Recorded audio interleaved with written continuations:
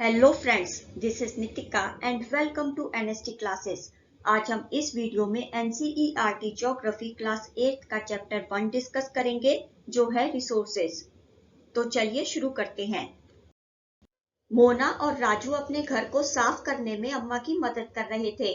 मोना ने कहा, इन सभी चीजों को देखो, कपड़े, बर्तन, अनाज, कंघा, शहद की बोतल, किताबें, इनमें से हर एक चीज उपयोगी है। तभी अम्मा ने कहा, इसलिए ये महत्वपूर्ण है, ये संसाधन है। अम्मा से राजू ने प्रश्न पूछा कि ये संसाधन क्या होते हैं। अम्मा ने राजू के प्रश्न का उत्तर देते हुए कहा कि प्रत्येक वस्तु जिसका उपयोग आवश्यकताओं को पूरा करने के लिए किया जा सकता है, वह संसाधन है। अगर आप अपने चारों ओर देखेंगे और निरीक्षण करेंगे, तो आप संसाधनों के विविध प्रकारों को पहचानने में सक्षम होंगे। जब आपको प्यास लगती है, तो आप पानी पीते हैं। आप अपने घर पर इलेक्ट्रिसिटी का उपयोग करते हैं। पाठ्य पुस्तक जिसका उपयोग आप अध्ययन के लिए करते हैं। स्कूल से घर पहुंचने के लिए आप रिक्शा का उपयोग करते हैं। ये सभी रिसोर्सेस यानी संसाधन ही हैं। यदि आपके पिता ने आपके लिए नाश्ता तैयार किया है, तो क्या आपको पता है कि उन्होंने जिन ताजी सब्जियों का उपयोग किया है, वे भी एक संसाधन हैं। जल, इलेक्ट्रिसिटी, रिक्शा, वेजिटेबल्स और पाठ्य पुस्तक, इन सभी में सामान्य क्या है? इन सभी में सामान्य ये है कि इन सभी वस्तुओं का उपयोग आप करते हैं, इसलिए ये सभी वस्तुएं उपयोगी हैं। Means they all have utility. But what is the meaning of utility? Utility or usability is what makes an object or substance a resource. यानी एक वस्तु अथवा पदार्थ की उपयोगिता उसे एक संसाधन बनाती है।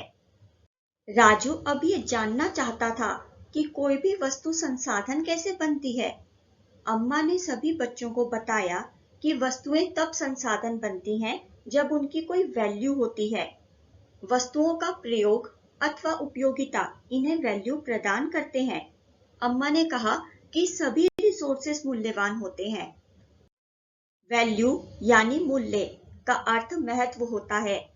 कुछ संसाधनों का आर्थिक मूल्य होता है, पर कुछ संसाधनों का आर्थिक मूल्य नहीं होता है। फॉर एग्जाम्पल, मेटल्स यानी धातुओं का आर्थिक मूल्य होता है, लेकिन एक ब्यूटीफुल लैंडस्केप का आर्थिक मूल्य नहीं होता है। पर ऐसा बिल्कुल नहीं है कि इन दोनों संसाधनों की कोई वैल्यू नहीं है। ये दोनों संसाधन महत्वपूर्ण हैं और मनुष्य की आवश्यकताओं को पूरा करते हैं। पेटेंट। पेटेंट का मतलब है किसी का भी किसी विचार पर या फिर किसी इन्वेंशन यानी आविष्कार पर एकमात्र अधिकार हो। कुछ संसाधन समय के साथ आर्थिक रूप से मूल्यवान हो सकते हैं, यानी कुछ संसाधन समय के साथ महंगे या फिर सस्ते हो सकते हैं, लेकिन आपकी दादी के घरेलू नुस्खों की आज कोई कमर्शियल वैल्यू नहीं है। तो यहाँ यही बताया गया है कि अगर आपकी दादी के घरेलू नुस्खे पेटेंट करने के बाद मेडिकल फर्म द्वारा बेचे जाते हैं, तब वे आर्थिक रूप से वैल्यूएबल यानी मूल्यवान हो सकते हैं। टेक्नोलॉजी। टेक्नोलॉजी किसी वस्तु को बनाने की योग्यता या फिर कोई काम करने की योग्यता की और नवीनतम ज्ञान की एप्लीकेशन है। टाइम और टेक्नोलॉजी ऐसे दो महत्वपूर्ण फैक्टर्स हैं जो सब्सटेंसेस को रिसोर्सेस में परिवर्तित कर सकते हैं। ये दोनों लोगों की आवश्यकताओं से ही संबंधित हैं। क्या आपको पता है, लोग खुद ही सबसे महत्वपूर्ण संसाधन है। एक तो लोग खुद ही अपने आप में एक संसाधन है, और इसके साथ ही लोगों के विचार, उनका ज्ञान, उनके द्वारा किया गया आविष्कार और उनके द्वारा की गई खोज ही वे चीजें हैं जो और अधिक रिसोर्सेज को क्रिएट करती हैं।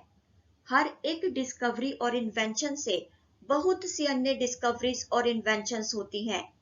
आग की इन्वेंशन से खाना पकाने की पद्धति और अन्य प्रक्रियाओं का प्रचलन हुआ, और पहिए के इन्वेंशन से नए मोड्स ऑफ ट्रांसपोर्ट की नवीनतम विधियों का विकास हुआ।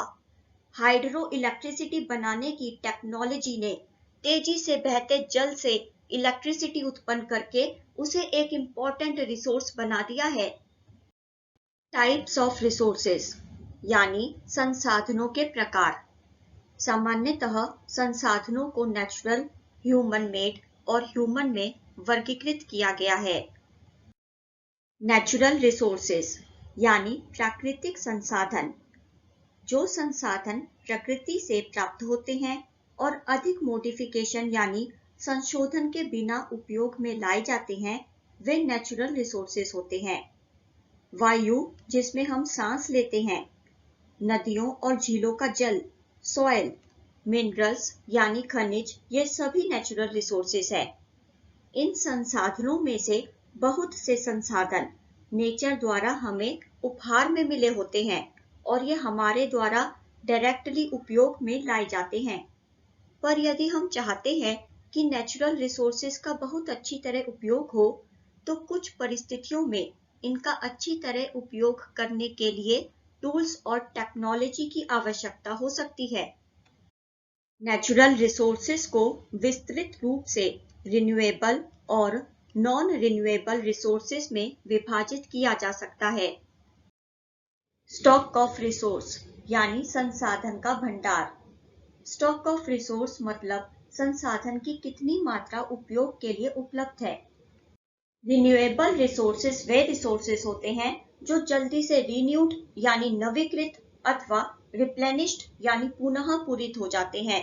इनमें से कुछ अनलिमिटेड हैं यानी असीमित हैं और उन पर ह्यूमन एक्टिविटीज का कोई प्रभाव नहीं होता, for example solar and wind energy. लेकिन कुछ रिन्यूएबल रिसोर्सेज जैसे वाटर, सॉइल, फॉरेस्ट का लापरवाही से किया गया उपयोग उनके स्टॉक यानी उनके भंडार को बहुत प्रभावित कर सकता है। पानी अनलिमिटेड रिन्यूएबल रिसोर्स है, लेकिन पानी की कमी और नेचुरल वाटर सोर्सेज का सूखना आज विश्व के बहुत हिस्सों में एक बहुत बड़ी समस्या है। नॉन रिन्यूएबल रिसोर्सेज वे रिसोर्सेज होते हैं जिनका स्टॉक लिमिटेड यानी सीमित होता है। जब एक बार स्टॉक खत्म हो जाता है, उसके बाद उनके नवीकृत अथवा पुनः पूरित होने में हजारों वर्ष लग सकते हैं। ये अवधि मानव जीवन की अवधि से बहुत अधिक है। जिन रिसोर्सेज का बहुत लिमिटेड स्टॉक होता है और एक बार स्टॉक खत्म होने के बाद जिन रिसोर्सेज को नवीकृत और पुनः पूरित होने में हजारों वर्ष लगते हैं, ऐसे रिसोर्सेज को नॉन रिन्यूएबल रिसोर्सेज कहते हैं। For example coal, petroleum and natural gas. अगर आपको वीडियो अच्छी लगी हो तो वीडियो को लाइक करें और शेयर करें। अपने विचार कमेंट करके बताएं। चैनल को सब्सक्राइब जरूर करें और सब्सक्राइब करने के साथ नोटिफिकेशन बेल को प्रेस करके ऑल पर क्लिक करें। See you in the next video. Till then, goodbye. Thank you so much. Thanks for watching.